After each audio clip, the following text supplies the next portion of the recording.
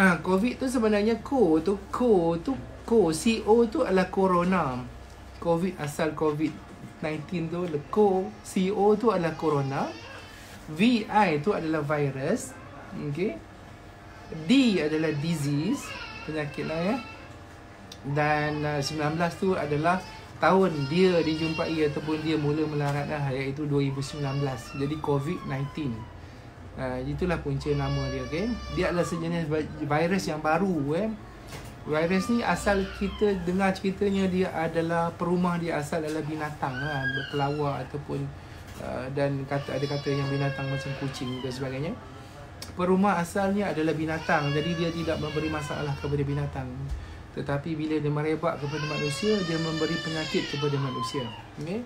Dan perumah dia yang baru ni adalah, perumah dia yang baru adalah manusia, iaitu kita. Jadi dia membiak di dalam badan kita, dia punya lifespan dia punya kehidupan dia kalau dia tak merebak kepada orang lain, dia boleh mati, dia akan mati dalam masa 14 hari. Jadi saya nak cakap pada malam ini kenapa kita kena kuarantin 14 hari dan kenapa kita buat kerajaan buat untuk kita jangan balik kampung dan kita disekat ataupun kita panggil dia apa yang sekarang kita panggil tu partial lockdown, supaya kita jangan pergi ke mana-mana. Kerana apa tahu? Kerana COVID-19 ni dia adalah sejenis virus. Dia akan masuk ke dalam bahagian badan kita melalui hidung, mulut dan juga mata. Okey. Jadi siapa-siapa yang kena dengan jangkitan kuman ni, dia akan terus ke bahagian tekak. Selalunya bahagian yang pertama yang kita kena adalah bahagian tekak. Simptom yang pertama selalunya orang akan kena adalah sakit tekak. Sakit tekak, bukan demam lagi ya, sakit tekak. Dia akan sakit tekak sikit-sikit, tak selesa, lepas 2 hari, 3 hari, lepas tu sakit tekak dia makin lama lagi teruk sakit tekak. Selepas tu baru ada simptom-simptom yang seterusnya, dia akan jadi demam, rasa macam sakit-sakit badan, sakit-sakit sendi. Rasa orang yang kena jangkitan kuman, sekiranya badannya lemah macam orang tua, dia akan cepat demam. Dan kalau orang yang macam agak muda, dia akan rasa lemah-lemah, rasa macam lesu-lesu, rasa tak larat dulu, rasa letih-letih, rasa macam nak demam. Okay? Lepas tu ada juga yang akan rasa loya-loya, nak muntah dan cirit-birit. Dan temperature dah start nak naik lah. Hari keempat dan kelima temperature akan start naik 37 lebih. Dan makin hari makin lama panas dia akan naik. Lepas hari kelima, hari keenam, dia akan jadi makin demam. Dan ada juga selepas tu akan jadi batuk, sesama dan cirit-birit dan juga muntah, sakit kepala dan seterusnya. Dah masuk hari 6, 7, 8 tu baru ada sesak nafas. Okey. Masalahnya adalah ketika mana dia mula-mula masuk pada badan kita, kita tak demam tau. Kita tak demam, kita tidak sakit. Faham tak? Terutamanya orang yang kuat. Okay? Orang yang kuat tu maksudnya orang yang immunity kuat lah, yang kita tolak orang tua-tua yang penyakit kronik dan sebagainya tu. Dan bila kita kekuat, kuasa kita melawan tu dia ambil masa kita nak sakit. Jadi pada ketika awal 3 hari, 5 hari, 6 hari yang permulaan itu, masa itulah kita nak pas kat orang. Masa itu dia dekat tekak kita tu, kita sakit tekak, kita akan terbatuk kan, kita bernafas dan sebagainya, bersin, maka kuman tu akan sampai kat orang dan bagi kepada orang lain. Satu orang yang bawa, dia akan bagi kepada 2,5 ataupun 3 orang yang lain. Maksudnya dia akan bagi kepada 3 orang, 3 orang tu akan bagi kepada 3 orang, dia akan jadi 3 jadi 9. 9 tu akan bagi kepada 3 yang lagi. Jadi dia cepat merebak. Cara rawatan dia, penyakit COVID ni, sampai sekarang kita tak ada lagi spesifik ubat untuk dia, dan kita tidak ada vaksin lagi yang khas untuk dia. Rawatan-rawatan ubat yang diberi oleh hospital-hospital di seluruh dunia sekarang ni masih kita gamble. Kita gamble maksudnya doktor-doktor pakar masih lagi mencuba menggunakan apa ada ubat yang kita ada mampu, antivirus dan sebagainya, anti-malaria dan sebagainya. Saya dengar, saya tak pasti nak jawab macam mana. Kita try and error. Tak ada lagi khas ubat ataupun vaksin untuk merawatnya. Siapa kena, hospital, sama ada dia survive ataupun dia meninggal. Itu je. Okay? Dia akan sesak nafas, lepas tu tak boleh bernafas, kena pakai intubator dan kena intubate dan juga pakai mesin untuk bernafas. Okay? So sekarang ni, macam mana kita nak merawat dia? Macam mana kita nak merawat dia? Kita memang tak boleh rawat dia. Kita tak boleh rawat dia. Kita tak boleh vaksin diri kita. Jadi macam mana kita nak buat? Apa yang China buat, apa yang Itali buat, ada pun negara-negara lain yang semua buat. Kita terpaksa mematikan dia. Kita tak boleh matikan dia dalam badan kita. Kita terpaksa mematikan dengan cara dia mati sendiri. Okey? Contoh, satu orang dia akan pas kepada 3 orang. Kita pastikan satu orang tu tak pas kepada orang lain. Dan kuman tu akan mati sendiri dalam masa 14 hari. Dia tak ada perumah baru dan dia mati. Faham tak? Jadi apa yang kita nak buat sekarang ialah dengan menjarakkan diri kita, kerajaan buat tu, undang-undang yang KKM buat tu adalah untuk memastikan supaya kes tu tak meningkat. Supaya kuman tu last sekali dia mati sendiri.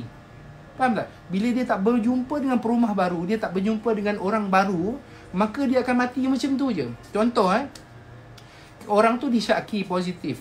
Satu lagi saya nak cerita ada kes COVID positif dalam badan dia, kita cek negatif.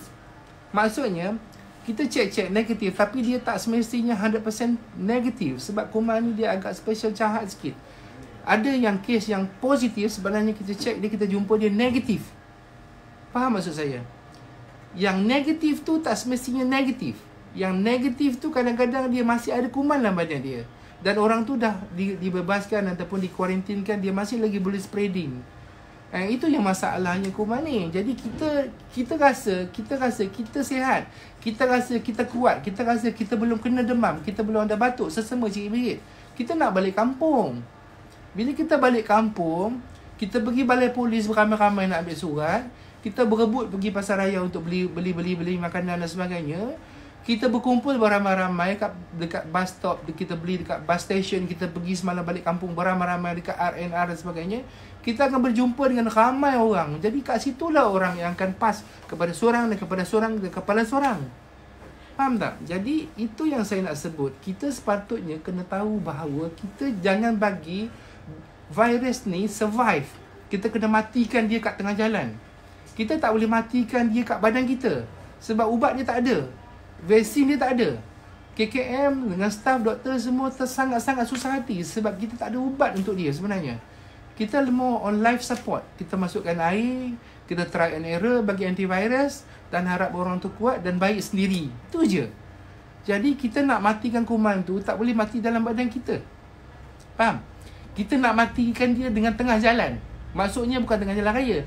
Kita nak dia cari perumah baru dan tak jumpa. Dan lepas 14 hari kuman tu mati. Faham tak? Saya ulang sekali lagi Kita nak kuman tu yang ada dekat seorang A ni tidak sampai kepada B dan tidak sampai kepada 3 orang lain. Sebab tu kita kuarantinkan dia. Kita jangan bagi kita dekat dengan dia 1 meter. Jangan dekat 1 meter. Jangan dekat dengan orang dengan 1 meter. Jarakkan 1 meter jauh. Dan orang-orang yang ada batuk sesama protect. Kan kita sebenarnya orang yang tak kena tu tak apa-apa sangat. Tapi kita apalah kita nak protect kan. Tangan jangan sentuh. Jangan sentuh orang. Selalu basuh tangan, pakai sabun, pakai sanitizer, pakai penutup mulut dan jarakkan kita 1 meter lebih. Supaya kita nak kuman itu tak sampai kepada orang lain dan dia mati di tengah jalan. Jadi dan on that matter maksudnya kita nak matikan kuman tu di tengah jalan supaya jangan sampai kepada orang lain dan tak merebak dan tak merebak dan tak merebak. Maka nanti lama-lama kes-kes yang lama akan baik dan tidak ada kes-kes yang baru. Faham maksud saya? Jadi apa yang kita buat sekarang semuanya adalah untuk mematikan kuman itu di tengah jalan, bukan matikan dia di dalam badan kita. Sebab tidak ada ubat untuk COVID-19 sampai sekarang. Tidak ada. Kita menggunakan teknik untuk mematikan kuman itu di tengah jalan dengan cara supaya dia tidak melompat kepada orang lain. Kalau kita duduk dekat, kita pergi orang ramai-ramai, dia akan melompat ke orang lain. Orang tu balik kampung, jumpa mak nenek dia, tok dia, mak dia, dia akan lompat. Orang kampung semua tua-tua, lagi senang kena, lagi senang berjangkit dan senang menyebabkan kematian. Faham tak? Dan itu yang berlaku dekat dengan Wuhan, dekat Itali. Bila mana kerajaan dia kata jangan balik kampung, dia balik kampung. Sebab tu ya kematiannya meningkat. Sebab orang tua yang meninggal tu banyak kes. Orang daripada bandar bawa ke kampung. Faham tak? Jadi apa yang kerajaan KM buat sekarang adalah untuk supaya kita jangan paskan dia kepada orang lain. Supaya kuman tu mati di tengah jalan. Kita kena bersama-sama matikan dia di tengah-tengah jalan. Kita tak mampu matikan dia di dalam badan kita. Tak mampu matikan dia. Faham? So, kalau setakat kita nak basuh tangan kita, kita menghalang dia masuk badan kita, tapi dia masih ada lagi juta-juta, million lagi di dalam badan kita yang orang tu boleh bawa. Faham? Okey, sebab dia masuk dalam badan kita, dia multiplekan badan kita, dia beranak sendiri. Dia tak perlukan berjantan betina virus ni. Dia tak perlu. Dia masuk dalam badan kita, dia gunakan sel badan kita, dia multiply sendiri. Okey, so kalau saya harap kita semua faham bahawa teknik sekarang yang kita gunakan adalah untuk mematikan kuman itu. Bersama-sama kita matikan dia supaya dia mati di tengah jalan dan tidak ada lagi perumah baru. 14 hari dia mati. InsyaAllah 14 hari dia mati. Okay, sebab tu kita kuarantin kat rumah 14 hari supaya dia tak ada perumah baru. Kalau tak ada perumah baru, dia akan melompat orang baru dan dia akan merebak kepada orang baru. Dia akan jadi lebih banyak dan lebih banyak dan lebih banyak. Okay, so kalau mana yang ada sekarang, kita kuarantinkan dia, orang lain selamat insyaAllah. Dan kuman tu lama-lama dia mati. Dia duduk dalam badan kita pun lama-lama 14 hari dia akan mati. Faham? Faham? Jadi kita support lah. Kita support kerajaan. Kesian kat doktor-doktor. Faham? Saya pun sedih kak. Saya pun kena kerja. Faham? So saya pun kena kerja juga. Saya pun kena tengok orang sakit juga. Kalau diikutkan saya pun malas juga. Takut juga. Sebab saya nak balik rumah tengok anak-anak semua kan. Bini-bini kita. Dan saya juga kemungkinan dapat dijangkiti. Dan juga saya boleh pas kepada pesakit-pesakit yang lain. Jadi buat masa sekarang, saya harap kita sama-sama berdoa dan kita kena sama-sama support. Janganlah saya tengok malam-malam buta duk lagi pergi main-main, jalan-jalan main motor kan. Alright, so kita elakkan diri kita. Kalau apa-apa hal pun nak pergi beli makanan ke, kita jarakkan diri kita, pakai mask. Jangan pergi ramai-ramai, jangan bawa anak-anak, jangan pergi berpesta-pesta, jangan pergi sana. 14 hari kita matikan kuman tu, kita harap dia mati di tengah jalan. Kuman tu akan mati dalam masa 14 hari insya-Allah. Jangan bagi dia beranak kepada orang lain. Dia beranak kepada orang lain. Dia akan automatically beranak ke tempat orang. Jadi kita jangan bagi dia beranak. Itulah satu cara nak mematikan kuman tu. Itu saja satu cara je. Tak ada cara lain, antivirus ataupun antibody ke benda, vaksin semua tak ada lagi buat masa sekarang. Kitalah orang yang akan mematikan kuman tu dengan secara natural. Okay? Alright? So buat masa sekarang ujian saringan yang kita ada kat hospital-hospital, kita ada very limited. Kita tidak ada buat semua saringan. Apa tanda-tanda yang anda perlu ingat? Nombor satu, kalau sekiranya kita ada bermula dengan sakit tekak dan sakit tekak kita makin teruk. Nombor satu, kita kena ingat sekiranya kita, kawan-kawan kita ada cerita bahawa dia dah kena. Okay? Kawan-kawan kita selalu kena. Bila kita dengar dan kita pernah ada rasa jumpa dengan dia, kita pergi check. Dan saya minta sangat siapa-siapa yang pergi jemaah-jemaah tabligh yang pergi dekat masjid Sepetani Baru ni, kawan-kawan dan saudara, jangan takut. Kita tak akan bunuh dia, kita tak akan tangkap masuk penjara. Kita cuma nak memeriksa dia dan merawat dia dan memastikan dia tak bagi kepada orang. Janganlah takut, tak takut. Kita tak marah pun, tak marah. Kita nak dia datang. Kita nak dia tak pas kat orang. Faham? Okey? Sebab semua orang takut sekarang ni. Semua orang takut. Seluruh dunia takut. Dulu kata Trump tak takut. Trump pun takut dah sekarang. Trump tu duduklah Tuan Trump dah sekarang. Semua orang takut. Okay?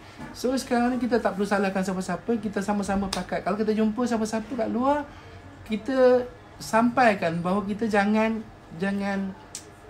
duduklah kat rumah. Kalau siapa-siapa nak beli barang, seorang aja. Okay? Pakai mask. Make sure ada sanitizer bawa. Jangan dekat jauh-jauh. Okay? Beli barang sikit-sikit balik.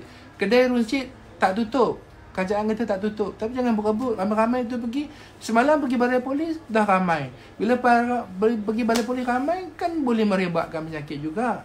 Jangan macam tu. Tak payah balik kampung. Kalau sayang kat mak, sayang dekat bapa, sayang kat orang kampung, jangan balik sekarang. Esok cuti sekolah, raya kita balik. Sekarang ni adalah masa untuk supaya jangan kuman tu pergi ke kampung pula. Itu teknik dia. Kita matikan dia bersama-sama. Saya tolong mati sikit, makcik mati sikit, abang sikit, adik sikit. Lama-lama kuman tu mati. Ini adalah teknik untuk mematikan dia secara natural. Dia akan mati dalam masa 14 hari. Tak payah letak sanitizer, tak payah spray. Dia mesti akan mati. So dia tak adalah perumah baru. Dia tak akan beranak, kan? Maksudnya kita matikan orang tu dalam masa 14 hari. Bukan matikan pesakit, pastikan kuman tu mati. Okey. So saya beri penjelasan sedikit kenapa teknik orang kata apa, menjarakkan diri dan supaya quarantine teknik ni ataupun orang kata sekatan secara separuh ni adalah untuk membunuh kuman tu. Kita bagi support ke government, kesian kat staff government, KKM penat. So tolong bagi kerjasama, okey. Tolong sampaikan, okey. Saya rasa itu saja untuk hari ni. Banyak lagi soalan-soalan yang saya tak dapat jawab. Dah lebih 18 minit kan? Dah lebih. Kalau kawan-kawan nak saya live lagi setiap hari, saya boleh live 18 minit, okey. Lepas tu kalau sekiranya ada soalan-soalan nak tanya, letak kat bawah. Kemungkinan live saya seterusnya saya akan baca soalan 5 daripada FB, 5 daripada Insta. Saya jawab soalan macam tu. Sebab kalau saya jawab macam ni mungkin agak susah untuk saya jawab. Saya jawab topik by topik berdasarkan soalan-soalan yang saya tanya. Saya akan tulis macam Ustaz Azhari Idrus kan, dia baca soalan kan. Saya buat macam tu, okey. Nanti kita akan listkan. Okey, terima kasih banyak-banyak. InsyaAllah mudah-mudahan kita sama-sama beri kerjasama kepada government. Tak payah gaduh-gaduh, kita sama-sama support, okey. Dan juga kita banyak-banyak doa sebab penyakit yang Allah bagi ni sebenarnya adalah ujian untuk kita juga, bukan juga untuk kejahatan siapa-siapa, tetapi kita sama-sama merasa apa yang Tuhan akan uji kepada kita. Jangan gaduh-gaduh, banyak-banyak doa sebab doa-doa kita akan diterima Allah Subhanahu Taala. Okey, saya akan share lagi, insyaAllah. Kalau tak ada apa, rezeki malam esok pukul 9 saya akan on lagi, ya. Kalau nak tanya apa, tanya kat bawah, okey. Terima kasih salah cakap atau bertukar bahaya. Terima kasih. Assalamualaikum dan selamat malam. Kat mana Nabi tak tahu? Saya pun tak tahu Nabi mana.